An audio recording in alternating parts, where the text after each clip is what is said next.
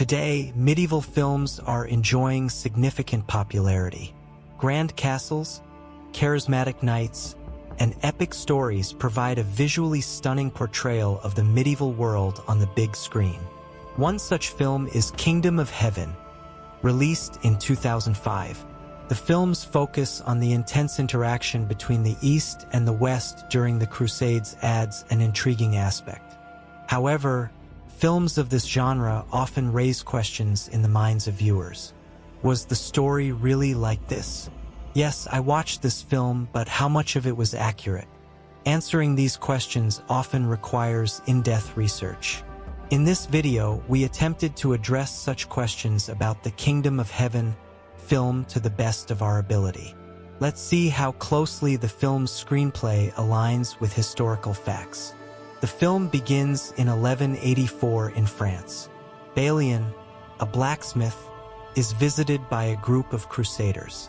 The leader of this group is a man named Godfrey, who introduces himself as the Baron of Ibelin. Soon, we learn that Balian is the illegitimate child of Godfrey. Godfrey invites Balian to accompany him to Jerusalem. Initially reluctant, Balian eventually accepts the invitation to journey to Jerusalem for the forgiveness of his and his deceased wife's sins. For instance, during their stay, he meets his father, but the historical reality of Ibelin is quite different from what the film portrays. Ibelin was not just a blacksmith. He was the famous son of an artist, born into nobility in the Kingdom of Jerusalem. He had never been to France.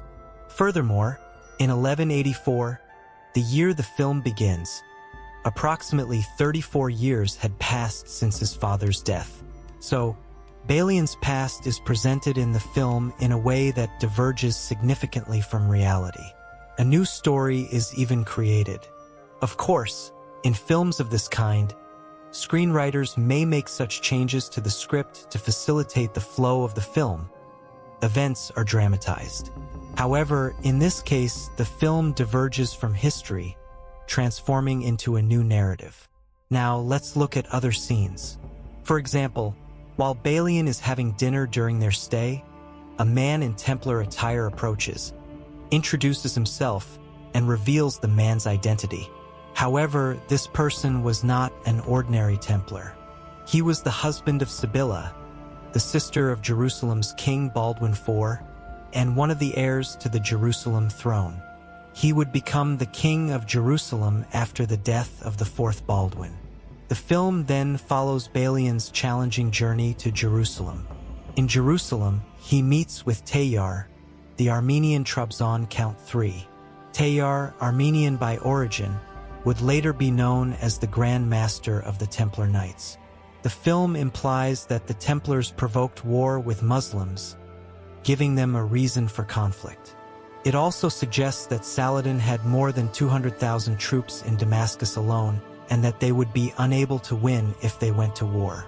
However, unlike what is portrayed in the film, Reynold was not a Templar. He was part of a Crusader army. The size of Saladin's army mentioned by Tayar seems exaggerated. Gathering a 200,000-strong army in the Syria region at that time was not possible. In the subsequent minutes of the film, Balian barely makes it to Jerusalem. There, he meets with Sibylla, who is without a husband and is the Princess of Jerusalem.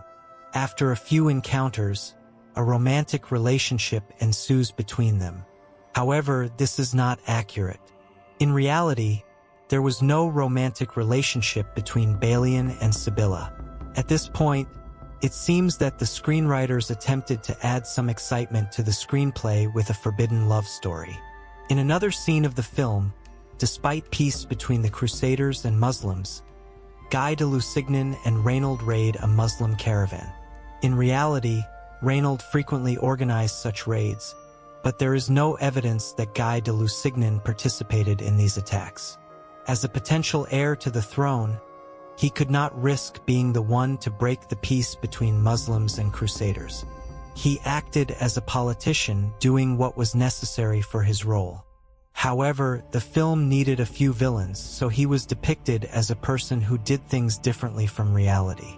a man who constantly quarreled with everyone, associated with people with a bad reputation, and engaged in implausible intrigues. In the continuation of the film, the leprous King Baldwin IV of Jerusalem wishes to marry his sister Sibylla to Guy, but Sibylla refuses. Shortly thereafter, Baldwin succumbs to his illness, and his sister Sibylla ascends to the throne, reluctantly declaring her husband Guy as the King of Jerusalem. These events in the film actually have a slight basis in reality.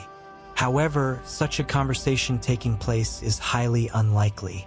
Baldwin indeed did not want to pass the throne to someone else after his death. Still, it is incorrect to say that he wanted to marry off Sibylla. As mentioned earlier, Balian was married to Sibylla's stepmother. Therefore, the marriage mentioned in the film did not seem feasible. In reality, Balian had chosen another path to prevent himself from becoming the king of Jerusalem. In November 1183, he crowned Sibylla's son from her previous marriage, 6-year-old Baldwin, as a co-king alongside himself. Thus, he transferred the throne not to Sibylla and Guy but directly to his nephew. However, things did not go as Balian had thought. When Baldwin passed away in 1185, his nephew, Baldwin V, ascended to the throne. However, his rule was short-lived, and the young man passed away the following year. This left Sibylla as the heir to the throne. Indirectly, this ambitious scenario reflects the desires of many nobles who did not want a boy as their king. To convince them, Sibylla agreed to divorce if she could choose her spouse. Thus, when she ascended to the throne, she would marry someone else, and the chosen person would become the new king.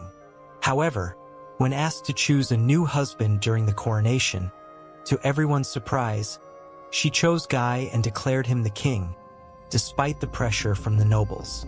Therefore, contrary to what the film suggests, Sibylla was loyal enough to her husband to declare him king against the pressure of the nobility. In the later parts of the film, after the death of Baldwin V, Guy de Lusignan wanted to provoke a war between Muslims and Crusaders. Reynold agrees to this and attacks a caravan that includes Saladin's sister, for example. However, this is not accurate. Reynold was an independent fanatic crusader who frequently undermined the peace between Muslims and Crusaders with such attacks. Despite being captured during one of these attacks, he was released when his ransom was paid 17 years later. However, even after his release in 1176, he continued these actions. Although Saladin overlooked these attacks to preserve peace, a raid on a caravan from Cairo to Damascus in late December 1186 was the final straw. In the film, it is shown that Saladin's sister was killed by Reynold in this attack. But this is not true. Saladin's sister had never fallen into Reynold's hands. In the scenes that follow in the film, after killing Saladin's envoy, Guy de Lusignan orders the preparation of the army. The army does not leave, and they implement the decision by taking their places in the war. In one of the subsequent scenes where the film depicts the siege of Jerusalem by Saladin, we see Patriarch Heraclius encouraging Balian to leave the city by claiming that defending Jerusalem is meaningless. However, this situation does not reflect the truth.